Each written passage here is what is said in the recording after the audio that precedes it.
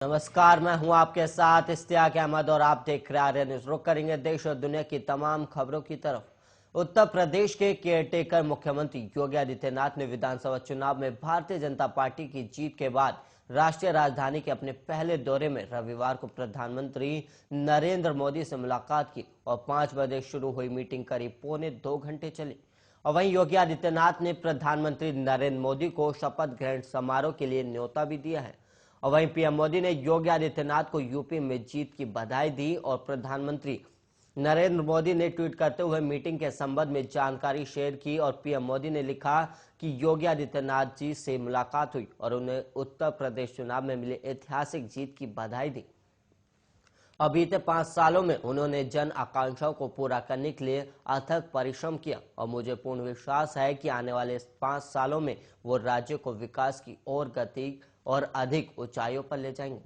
वहीं सूत्रों के मुताबिक 2021 और जो मार्च को योगी आदित्यनाथ उत्तर प्रदेश के अगले सीएम के 20 या 21 को उत्तर प्रदेश के अगले सीएम के रूप में शपथ ले सकते हैं और योगी के नए मंत्रिमंडल के लिए करीब 57 मंत्री शपथ ले सकते हैं और इसमें 22 से 24 कैबिनेट मंत्री होने की संभावना भी जताई गई।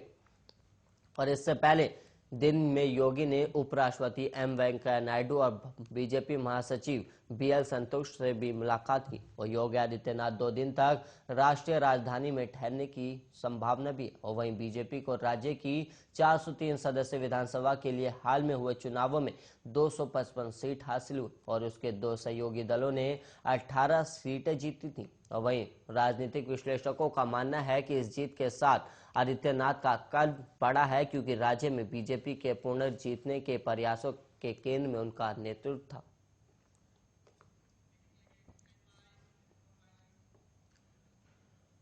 और वहीं इस वक्त एक रायबरेली से खबर सामने आ रही है, जो कि आपको बता दें इस वक्त की रायबरेली से बड़ी खबर सामने आ रही है, जहां पर चौकी इंचार्ज की दबंगई का वीडियो वायरल हो रहा है। और वहीं आपको बता दें कि पुलिस की मौजूदगी में दबंगों को करवाया गया है कब्जा और वहीं राजस्व मामले में जबरन दबंगों को कब्जा करवाया गया और मामले का वीडियो वायरल भी हुआ है। और वायरल जो वीडियो है वह तोरा चौकी के चौहानपुर सुल्तानपुर खेड़ा का ये मामला बताया गया, जहां पर दबंगों के द्वारा पुलिस ने ही कब्जा करवाया गया और इसके बाद जो उसका वीडियो है वो काफी वायरल हो रहा है। और वीडियो वायरल होने के बाद लोगों में आक्रोश भी है। और वहीं आपको बता दें कि पुलिस के सामने जो चौकी इंचार्ज है उसने ही अवैध कब्जा कराया और दबंगों से ये अवैध कब्जा कराया गया। सुल्तानपुर खेड़ा का ये मामला है जहां पर पुलिस द्वारा जो दबंगई है उसका वीडियो सामने आया, जिसके बाद वो वीडियो वायरल हो गया है।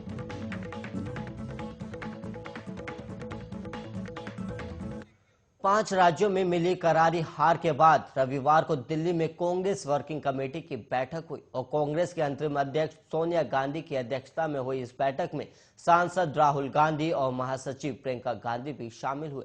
और उनके अलावा बैठक में छत्तीसगढ़ के सीएम भूपेश बघेल, राजस्थान के सीएम अशोक गहलोत और पूर्व केंद्रीय मंत्री पी चिदम्बरम और हरीश रावत, राजीव शुक्ला, प्रमोद तिवारी जैसे कई नेता मौजूद रहे। और बैठक में अधीर रंजन चौधरी, देवेंद्र यादव, आनंद शर्मा, दिग्विजय सिंह, अजय माकन और गुलाम नबी आजाद भी शामिल हुए। और वहीं सूत्रों के मुताबिक बैठक में सोनिया गांधी ने कहा कि संगठन के हित में जो करना हो कर सकती हूं, लेकिन ज्यादातर सदस्यों ने कहा कि सोनिया को ही बने रहना चाहिए अध्यक्ष। और वहीं कांग्रेस को यूपी, पंजाब, उत्तराखंड और गोवा और मणिपुर के विधानसभा चुनावों में हार का सामना करना पड़ा और हार की वजह और आगे की रणनीति पर चर्चा के लिए कांग्रेस कार्य समिति की ये बैठक हुई। और बैठक के बाद राजीव शुक्ला ने कहा कि सबने कहा कि सोनिया गांधी पार्टी का नेतृत्व करती रहे।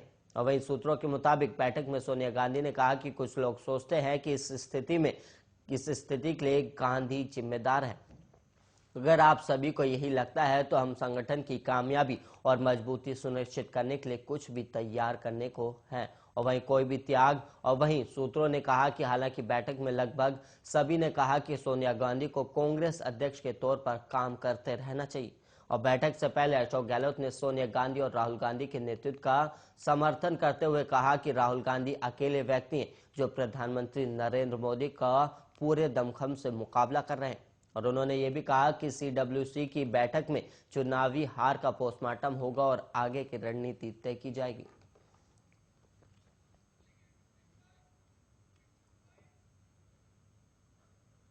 कांग्रेस के वरिष्ठ नेता शशि थरूर ने रविवार को कहा कि देश में कांग्रेस आज भी सबसे विश्वसनीय विपक्षी दल है और इसलिए इसमें सुधार और नई जान फूंकना जरूरी है।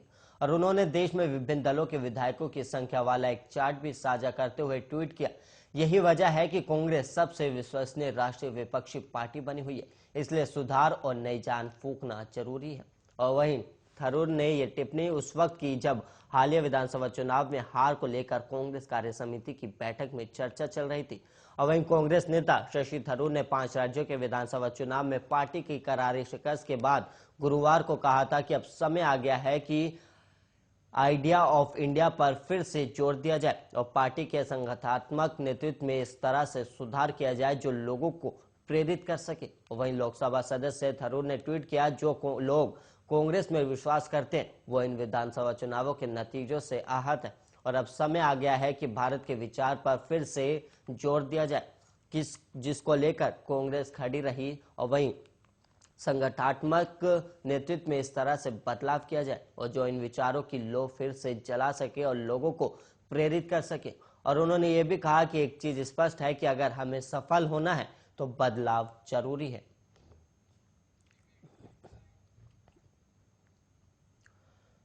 हाल ही में 5 राज्यों में चुनाव हुए और चुनाव के परिणाम आए थे और इसमें कांग्रेस की बुरी तरह से हार भी हुई थी। और वहीं 4 राज्यों में बीजेपी ने अच्छा प्रदर्शन किया और पंजाब में आम आदमी पार्टी ने धुआंधार जीत दर्ज की। और इधर चुनाव के बाद इस तरह के परिणाम आने के बाद बीजेपी लगातार कांग्रेस पर हमलावर है। और वहीं बिहार के पूर्व उप मुख्यमंत्री और राज्यसभा सदस्य सुशील कुमार मोदी ने बयान जारी कर सोनिया गांधी और कांग्रेसियों को आड़े हाथों लिया और तंज कसा गया। और वहीं सुशील कुमार मोदी ने कहा कि 5 राज्यों में विधानसभा चुनावों के जो कांग्रेस की शर्मनाक हार के बाद भी कांग्रेसियों में हिम्मत नहीं है कि वो पार्टी को गांधी परिवार से मुक्त कराने की आवाज उठाए। एक और राज्य कांग्रेस मुक्त हो गया है और अगले चुनाव में राजस्थान, छत्तीसगढ़ में भी पार्टी का सुपड़ा साफ होगा। वहीं सुशील मोदी ने कहा कि प्रियंका गांधी वाड्रा ने यूपी में खुद को कांग्रेस का चेहरा बताया था और मैं लड़की हूं, लड़ सकती हूं के नारे के साथ महिलाओं को भरमाने की कोशिश भी की थी, लेकिन जनता ने उन्हें केवल 2 सीटें दी। और इधर कांग्रेस की इस तरह से हार पर सुशील कुमार मोदी ने निशाना साधा और कहा कि कांग्रेस के किसी नेता ने महासचिव पद के उनसे इस्तीफा नहीं मांगा और घोर परिवारवाद और भ्रष्टाचार में डूबी पार्टी कई साल से हार पर आत्मचिंतन का केवल नाटक कर रही है। वहीं सोनिया गांधी कांग्रेस की कार्यवाहक अध्यक्ष और सालों से कोई पूर्णकालिक अध्यक्ष नहीं और राहुल गांधी डिफेक्टो सुप्रीमो की तरह काम कर रहे हैं। और वहीं कांग्रेसियों ने आंतरिक लोकतंत्र और पार्टी बचाने की इच्छा शक्ति तक खो दी।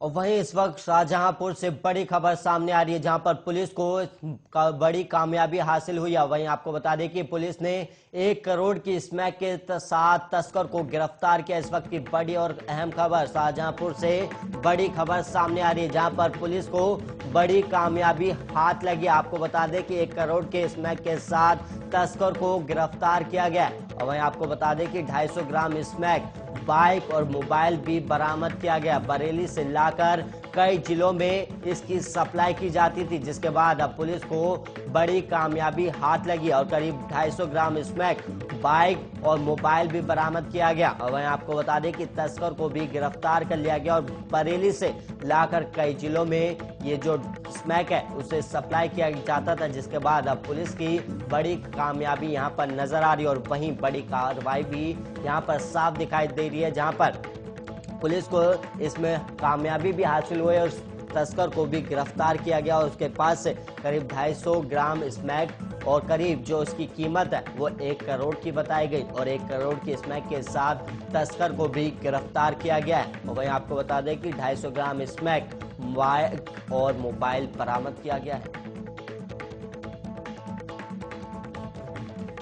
और वहीं आपको बता दें कि बरेली से इस वक्त ये जो तस्कर थे वो बरेली से लाकर स्मैक को कई जिलों में सप्लाई करते थे, जिसके बाद पुलिस को इसकी सूचना लगी और पुलिस ने तस्कर को धर दबोचा। और वहीं आपको बता दें कि इस वक्त पुलिस को बड़ी कामयाबी मिली है।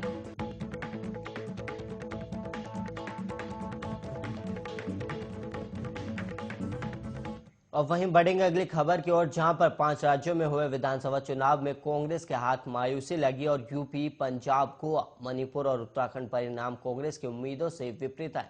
और इस बीच राजस्थान के मुख्यमंत्री अशोक गहलोत ने भारतीय जनता पार्टी पर तीखा प्रहार करते हुए कहा कि चुनाव में हार जीत होती है। एक समय बीजेपी ने 542 में से केवल 2 सीटें जीती थी और लोग गुमराह हो रहे हैं क्योंकि ये धर्म की राजनीति करते हैं। आज नहीं तो कल ये बात देशवासियों को जरूर समझ आएगा। और इंदिरा गांधी ने अपनी जान दे दी लेकिन खालिस्तान नहीं बनने दिया। और वहीं सीएम अशोक गहलोत ने यह भी कहा कि हमारा रास्ता तो एकता अखंडता का है और एक रास्ता इनका है धर्म और ध्रुवीकरण का। पीएम और केजरीवाल का एक जैसा बोलते हैं। ये आग लगाना काफी आसान काम होता है लेकिन उसे बुझाना काफी मुश्किल है। और वहीं राहुल गांधी को अध्यक्ष बनाना चाहिए, पार्टी एकजुट रहेगी। और वहीं हाल में सीएम अशोक गहलोत ने कहा था कि बीजेपी हिंदुत्व और ध्रुवीकरण के नाम पर चतुराई से चुनाव जीत गई और पूरे देश में हालत गंभीर है और यूपी में कोरोना का प्रबंधन कैसे हुआ ये सबको मालूम है। वहीं सीएम अशोक गहलोत ने यह भी कहा था कि कांग्रेस पार्टी 5 राज्यों के विधानसभा चुनावों के जनादेश को स्वीकार करती है। और वहीं सीएम ने ट्वीट कर कहा था कि 5 राज्यों के विधानसभा चुनावों में हमें बेहतर नतीजों की उम्मीद थी। कांग्रेस नेताओं और कार्यकर्ताओं ने चुनावों में बहुत मेहनत की थी और हम परिणाम को विनम्रता से स्वीकार करते हैं और सभी विजयी उम्मीदवारों को शुभकामनाएं भी देते हैं। और वहीं आशा है कि वो जनता से किए वादों को पूरा करेंगे। और इसके अलावा आपको बता दें कि 5 राज्यों में हुए विधानसभा चुनाव में पंजाब में आम आदमी पार्टी ने बड़ी जीत दर्ज की है और वहीं उत्तर प्रदेश, गोवा, मणिपुर और उत्तराखंड में बीजेपी की बम्पर जीत हुई थी। और वहीं जोधपुर में बीजेपी कार्यकर्ता और नेता जीत को लेकर खास से उत्साहित नजर आए और आने वाले समय में राजस्थान में भी बीजेपी की सरकार बनाने का दावा किया गया।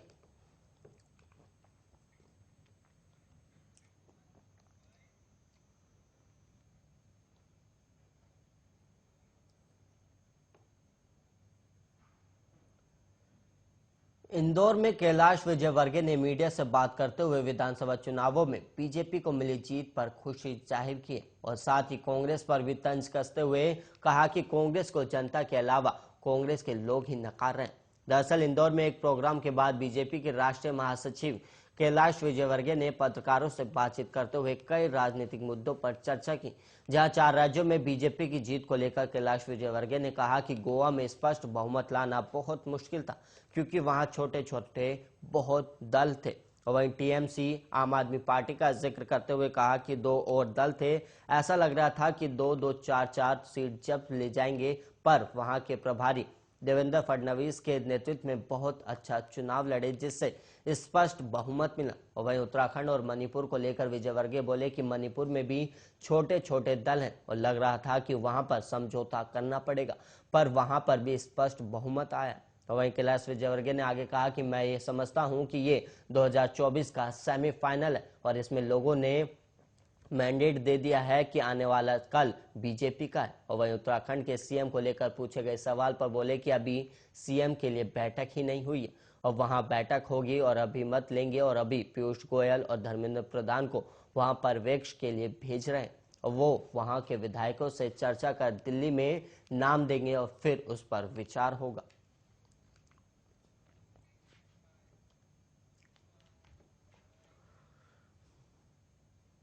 और वहीं मुजफ्फरपुर की बोचहां विधानसभा सीट पर उपचुनाव होना और इस बीच विकासशील इंसान पार्टी प्रमुख और मंत्री मुकेश सैनी ने प्रत्याशी को लेकर सब कुछ साफ कर दिया। और मुकेश सैनी ने कहा कि बोचहां विधानसभा से हमारी पार्टी लड़ेगी और हमारी पार्टी के विधायक के निधन से ही ये उपचुनाव हो रहा है और इस सीट से एनडीए से वीआईपी का कैंडिडेट होगा। और मुकेश सैनी ने कहा कि बिहार के मुख्यमंत्री नीतीश कुमार एनडीए के सबसे बड़े नेता हैं और वहीं बोचहां उपचुनाव के लिए एनडीए कैंडिडेट के नाम का ऐलान करेंगे और हर हाल में हमारी पार्टी चुनाव लड़ेगी और उम्मीद है कि बीजेपी भी इस मुद्दे पर मेरा समर्थन करेगी।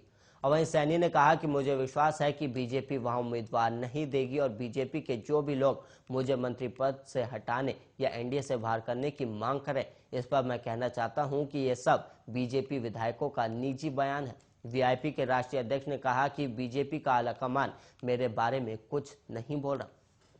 और वहीं बोचहां से मुसाफिर पासवान के परिवार का सदस्य ही मेरा उम्मीदवार होगा।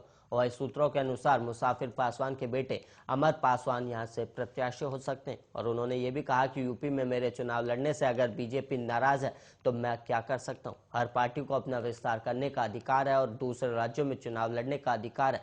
और वहीं आपको बता दें कि बिहार के बोचहां विधानसभा सीट पर उपचुनाव होना है और तारीख का भी ऐलान हो गया। 12 अप्रैल को वोटिंग होगी और 16 तारीख को रिजल्ट आ जाएगा। वहीं एनडीए में शामिल विकासशील इंसान पार्टी के विधायक मुसाफिर पासवान के निधन के बाद उपचुनाव हो रहा है और हर हाल में विकासशील इंसान पार्टी प्रमुख मुकेश सैनी बोचहां में अपना उम्मीदवार उतारना चाहते हैं और वहीं बीजेपी ये सीट उनको देने को तैयार नहीं है।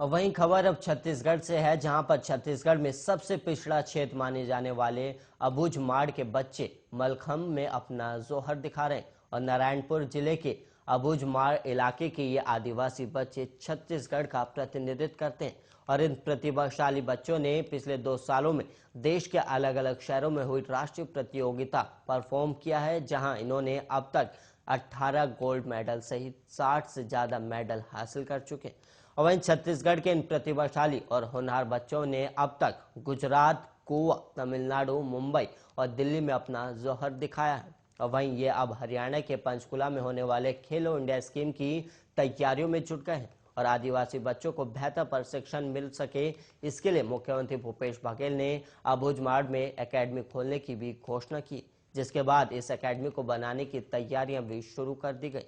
दरअसल अपने बजट सत्र में मुख्यमंत्री ने नारायणपुर में मलखम प्रशिक्षण के लिए एकेडमी खोलने की घोषणा की थी और वहीं नारायणपुर में जिला प्रशासन द्वारा मलखम को प्रोत्साहित करने के लिए अबूझमाड़ विशेष प्रशिक्षण दिया जा रहा है, जहां इस खेल की प्रैक्टिस के लिए सभी आवश्यक सुविधाएं उपलब्ध कराई जा रही और इन प्रशिक्षण केंद्रों में अब तक कुल 120 खिलाड़ियों ने अपना रजिस्ट्रेशन भी करवाया, जिसमें लगभग 80 खिलाड़ी रोजाना प्रशिक्षण प्राप्त कर रहे हैं।